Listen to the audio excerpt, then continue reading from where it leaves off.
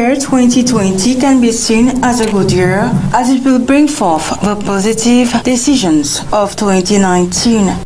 Malawi, Mozambique, Zimbabwe, and all the African countries struck by the cyclone Idai are being built again through donations and the government's support.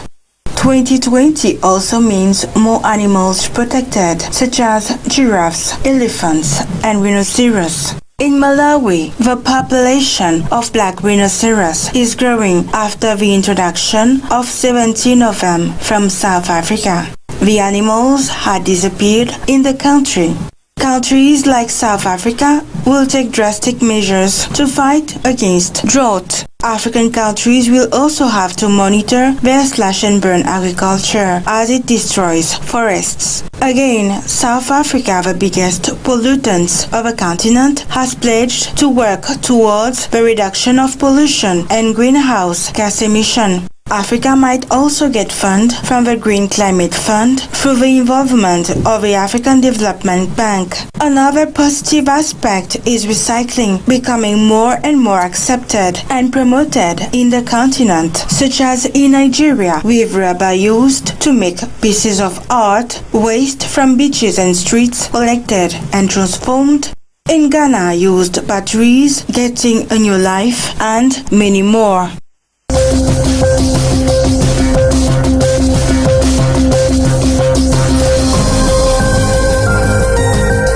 That was the second report on the issues concerning environment. And now let me get to our correspondent in Cameroon. Carol, are you there? Yes, sir. Yeah. Environment in 2019. What are your views? Sorry, excuse me, I did not get the question. What are your takes on the issues concerning environment in 2019? 2019 in Cameroon was a very sad year in terms of environment. I'm talking here about the landslide that happened in Guache, a locality in Bafoussam in the west region of the country. This was on the 29th of October 2019. Yes, I remember when the government visited the area, he talked about people building houses to block drainage system. Do you think government could have done more to assist the people in this area, not only blaming the people for building houses to block the drainage system? Government could have come out with a plan to urbanize the area to avoid this kind of disaster. Yeah, let me remind that 43 people died out of this catastrophe. 43 people. I mean, many families were bereaved. So the government, let me tell you that the responsibility can be shared. The government has its own responsibility in this catastrophe, the population also. For the government was accused of not taking preventive measures to avoid this catastrophe, like avoiding people to build in dangerous areas, putting like some fences where areas are dangerous, with the fences there, so that people should know this area is dangerous and banned from living. Yes, Carol, over the years, government, particularly in Africa, have not really taken into consideration of coming out with a good town planning system to help in this area of climate change. I can talk about Cameroon. Cameroon has a very, very good planning system. The problem is not that there is an absence of planning system, urbanization. Cameroon has a very good urbanization system. The problem is the respect of this urbanization system. Most of the copies are kept in offices. They let people build anywhere, anyhow. They are having their land title officially. So we think that it's a little bit of corruption here and there, and then things are just moving. but Cameroon has a very good urbanization system. I think that the measures taken to respect these plannings, these urbanization plans, are not taken into consideration by local authorities. When you come to an office, you can give, like, when they ask you 1 billion CFA francs or 1 million CFA francs to build a dangerous area, they will accept the money. They will accept the money and give you the title, the permission to build.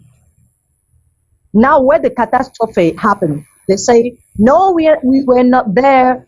He went to leave. We told him before, this place is dangerous, but he went there to leave. As you cannot prove that you gave your money, you did not have a receipt to prove that you gave money to build there, you will be the only one to be taken responsible of what is happening to you.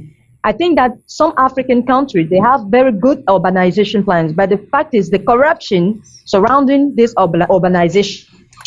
She's asking in terms of prospect, what do we expect in concerning environment as we rolled into 2020?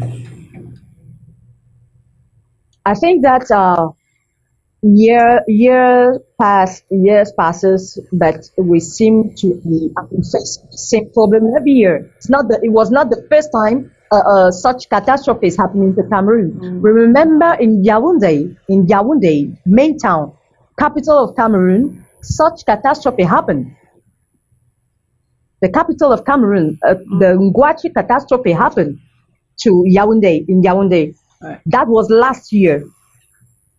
The government said they are taking measures, but in 2019, the measures were not taken. So we just hope that next year, things are going to change as we are going toward elections, local elections, that people who were not working, respecting the law, will be set aside for new people to come and change the country. That's what we hope. Okay, thank you very much, Carol. Stay on the line if you can, because we'll still come back to you. And I think during the year, if not maybe last week, we heard about the earth tremor, the slight earthquake that happened in Sao Tome. It was felt here in Libreville, Gabon. It was felt in Cameroon and also in Equatorial Guinea.